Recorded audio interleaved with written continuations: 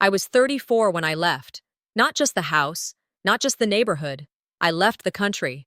I packed my bags, boarded a plane, and flew across the Atlantic to France without telling a soul. Some people might call that dramatic. But the truth, silence had been my family's favorite language for years. Arguments weren't needed when you could just be ignored. The apartment I found in Lyon was cold, small, and smelled faintly of dust and forgotten summers. It suited me. There was no yelling, no slamming doors, no forced smiles around the dinner table, just stillness, quiet, peaceful, and lonely. You don't leave a place, you leave people. I read that once. I didn't understand it then. Now?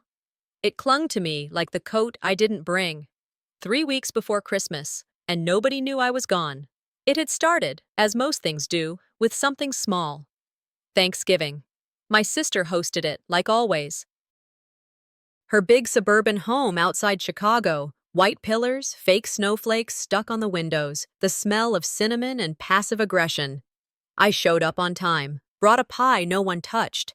No one had saved me a seat. They didn't even notice when I stood the whole meal, holding my plate, drifting like a ghost between the living room and the kitchen. 2 weeks earlier, my birthday had come and gone. 34 years on this earth and not one text. Not from my sister, not from my parents, not even a lousy Facebook reminder message. I did get a text that day, an accidental one, a group message about a brunch, clearly meant for someone else. I didn't respond. At dinner, someone asked my cousin if she was still doing yoga. Someone asked my brother-in-law how the dealership was going. No one asked me anything. I looked around the table that night, fork paused midair, and a thought hit me harder than any insult ever could. If I disappeared, would it even make a dent? That kind of loneliness, it's not loud. It doesn't sob or scream. It just quietly rearranges your soul, makes you smaller, makes you invisible. So I left. It was a Thursday. I packed in silence, didn't even make a list, just clothes, passport, laptop, left the coat hanging in the hall closet, left the car keys on the counter, left the framed photo of me and my sister at Lake Michigan, cracked frame and all, face down in a drawer. No one called, no one texted. At O'Hare, I sat near gate 37, watching families hug and say goodbye like it mattered. I turned off my phone before boarding. Not on airplane mode. Off, dead, no argument, no fight, no slammed doors, just nothing. I had imagined my big exit so many times. A confrontation, a yelling match, a teary monologue in front of everyone. Instead, I just slipped away like a shadow no one was tracking. In France, life was quieter, simpler. I rented a place near the river. There was a boulangerie downstairs and a neighbor who nodded at me every morning but never asked questions. It was exactly what I wanted. Or at least what I thought I wanted. One day, I saw the first string of Christmas lights go up on Rue de la République. It caught me off guard. My chest tightened. I kept walking, but something inside had already twisted. Out of sight, out of mind. That's what they say. Except sometimes, even when you're out of sight, you still hope someone's thinking of you. That night, I made tea, wrapped myself in the one blanket I had, and sat by the window. It had started to snow, soft, polite flakes, nothing like the brutal Chicago wind I knew too well. I hadn't cried, not really. But that night, something cracked. Then came the message. My phone buzzed for the first time in days. I thought it was spam. But no, it was her, my sister. "Are you coming to the Christmas party?" That was it. No, "Where are you?" No, "How are you?" Just that. My hand shook as I stared at the screen. 1,000 things rushed through me. Rage, disbelief, something close to amusement. I had vanished from their lives entirely, and now I was expected to show up with a smile and a pie? I stared at the message, not knowing if I should laugh or cry. I must have read that message 20 times. "Are you coming to the Christmas party?" That was it. No warmth, no punctuation, even. Just words. Cold. Flat. Like a note left on the fridge by a roommate. I remembered the letters we used to write as kids, spirals of color and stickers, dumb jokes only we understood. She once called me her other half. That girl, I hadn't seen her in years, And clearly, she hadn't seen me either. This message wasn't an invitation. It was logistics. It felt like someone ticking off a name on a list. A reminder that I wasn't really missed, just expected. Expected to show up. Expected to bring dessert. Expected to smile. Did she even know I was gone? Or did she just assume I'd gone quiet, like I sometimes did when life got loud? There's a difference between being remembered and being useful. Being included isn't the same as being valued. That line played in my head like a scratched record. I'd heard someone say it once in a podcast. Hit harder now.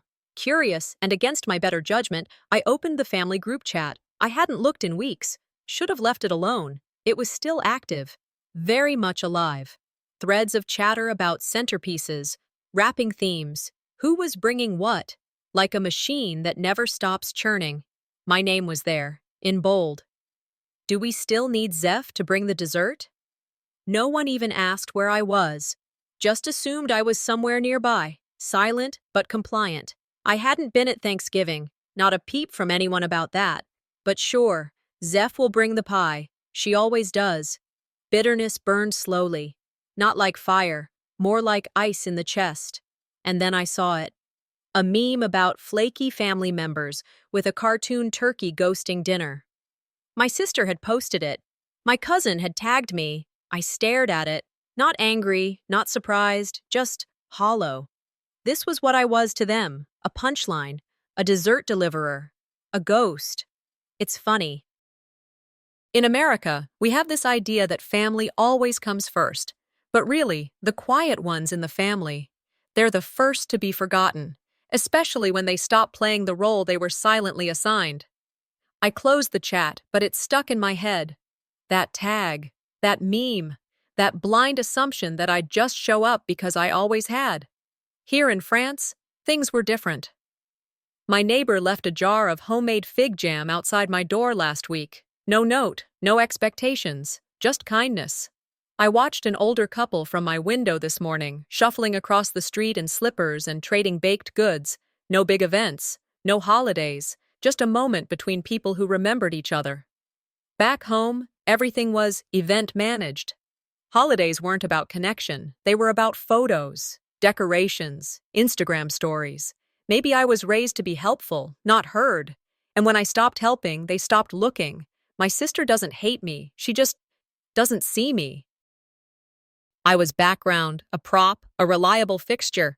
Sometimes love gets replaced by routine. That realization stung worse than hate ever could. That afternoon, I didn't answer the message. Instead, I walked. The town square was dressed in soft lights, gold and red, flickering like stars low to the ground. Kids clutched warm paper cones of roasted chestnuts, their laughter light and real, no performance. I wandered, hands stuffed in my coat pockets, chin tucked low, thinking, should I go? Should I fly back, walk in like nothing happened, pretend the silence didn't almost kill me? I typed a reply, something sharp, sarcastic. Sure, I'll be there, and I'll bring the emotional baggage for dessert. I stared at it, then deleted it. I wasn't sure if I was more hurt or just done, but another thought started to bubble. What if I did go back? Not as their doormat, not as the Zeph who stayed quiet and carried pie, but someone else, someone they didn't expect.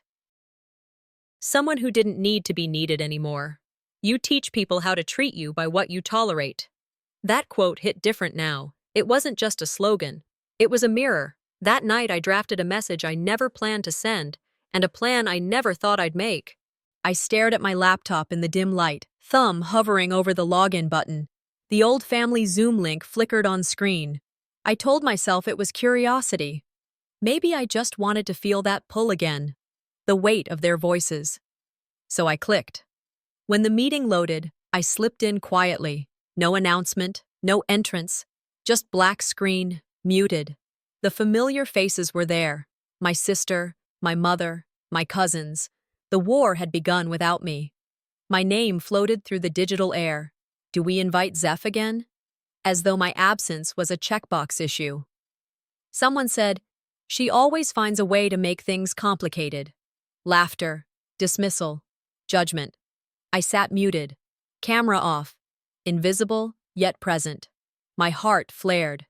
Eden said she probably ran off to avoid responsibility. And Uncle joked, maybe we should just not plan around her anymore. No one contradicted him. Not a cousin I used to babysit, not my own mother. Shock twisted into heartbreak. Then, clarity. I whispered to myself, "You're not mad I left. You're mad I didn't ask permission." I closed my eyes and saw all those Christmases, the kitchen full of laughter, me cutting pies and lighting candles, always the giver, always ignored. I was peacekeeper, silent glue. I smiled weakly. I trained them to expect my silence. People treat you how you allow them, I wrote recently in my journal. I wondered, if I'd never vanished, would anyone have noticed I was fading? Silently, I logged out. No drama, no goodbye. I opened my notebook. First page in months, I wrote, "No more appearances where I'm not seen." I listed truths I'd buried, about her, about them, about me. This wasn't a plea. It was a declaration.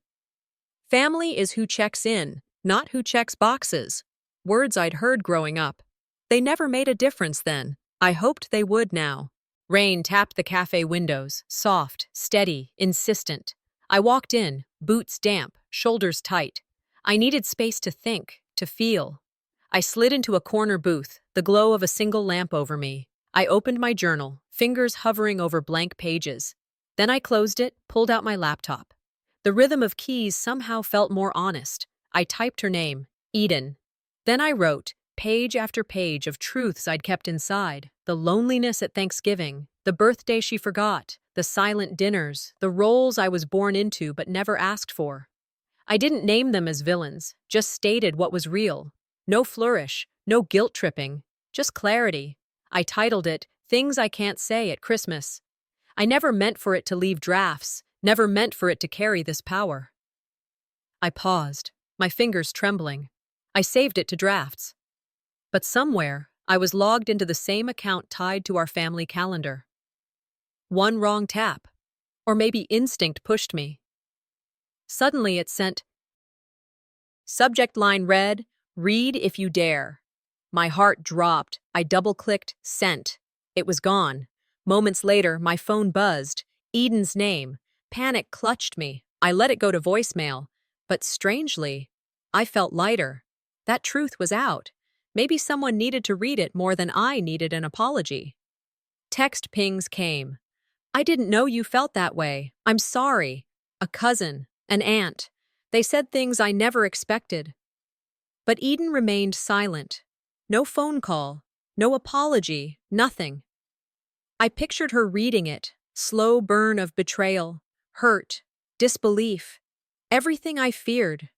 I thought about all the times I held back, when I censored my voice so peace could prevail. I realize now, that silence hurt more than any argument ever could. Eden's silence tonight spoke louder than any insult she ever issued. Days later, I returned to that same cafe. Rain again. I sat in the same seat, ordered my drink. But this time, I didn't draft to her. I opened a new document, typed for myself. For healing, for reclaiming. I titled it, Letters They Were Never Meant to Read. It felt like shedding skin, painful but necessary. I didn't need her to see, I needed to see me. The scariest truth isn't the one you tell others, it's the one you finally tell yourself. I whispered that line as I closed the screen and watched raindrops race down the window pane. The glow of my laptop lit the cold room as I opened my email.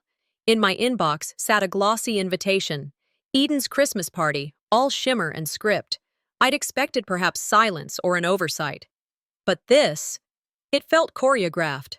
A stock photo family in winter sweaters, Eden front and center, lights behind her, smiles practiced. No apology, just subject line. Family first, always. The words hovered above a fracture. That was the tone. Control. Expectation. Not a call. Not an olive branch. It struck me. She didn't even notice I was gone. But now she acted as if I'd simply slipped back into view like nothing had changed. As if I hadn't vacated every chair, every memory. An invitation isn't always a door. Sometimes it's a leash or a cage disguised in gold paper. Leaning back, I inspected the invite like a detective. I recognized the layout, the motif. Eden had used designs I once sketched for her little holiday decor project years ago. Color palettes I'd abandoned. The same fonts I proposed in France. Was she claiming my creativity as hers? Had she pitched this as a charity family night, using my work without acknowledgement? Humiliation and anger coiled in me. This was not reconciliation. This was repositioning, making me look complicit, asking me to fall into familiar roles I'd long questioned. Should I respond? What would I say? Yes would weaken me. No would feed her narrative.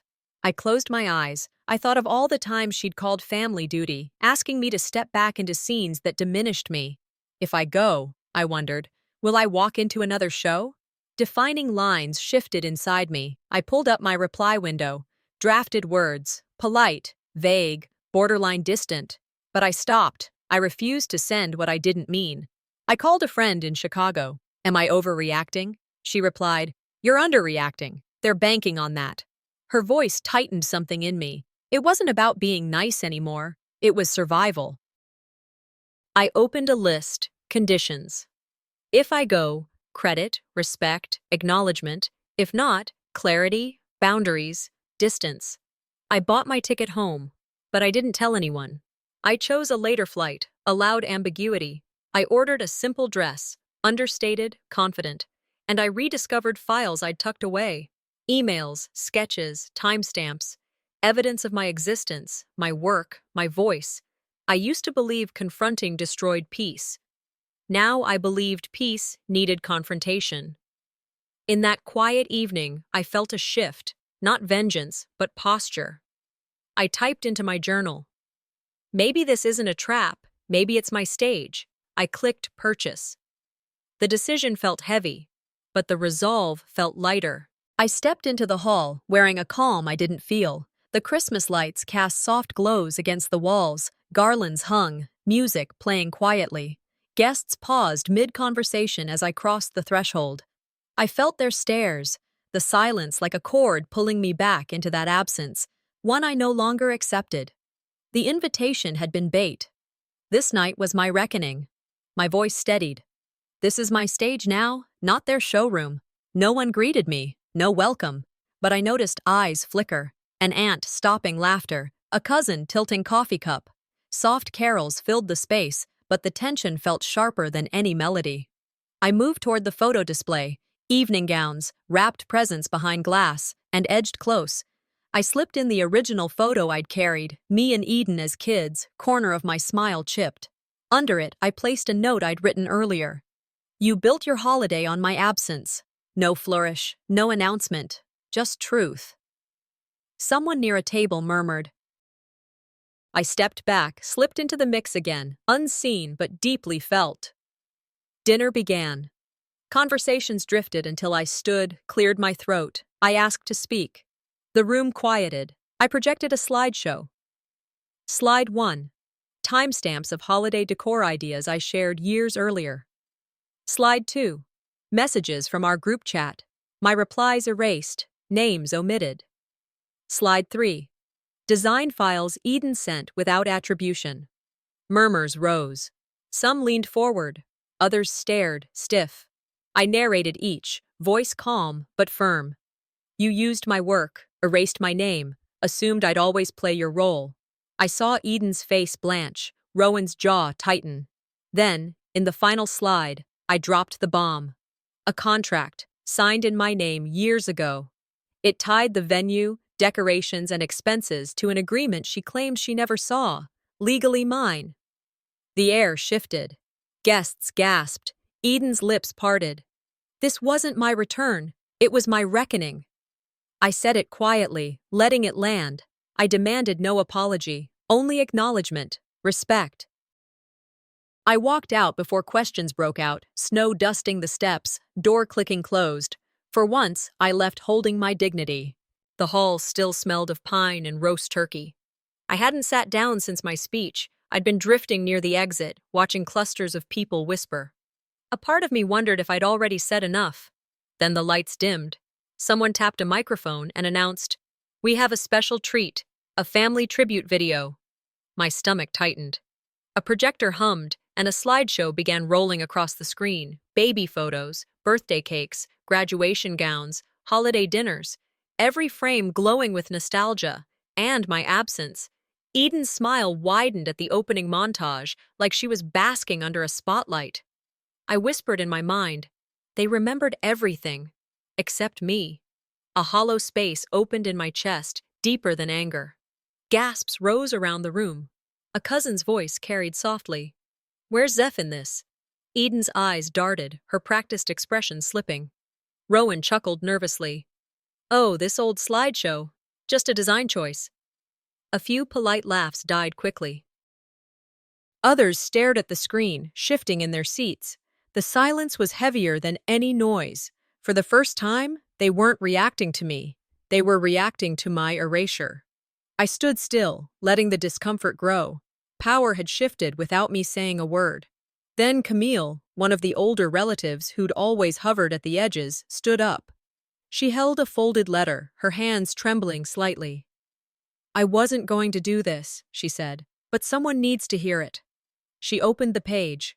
Her voice steadied as she read, "To my son Zeph, the one whose hands built more of this house than you know." My breath caught. The room went silent. Eden stared, blinking. Rowan's jaw tightened.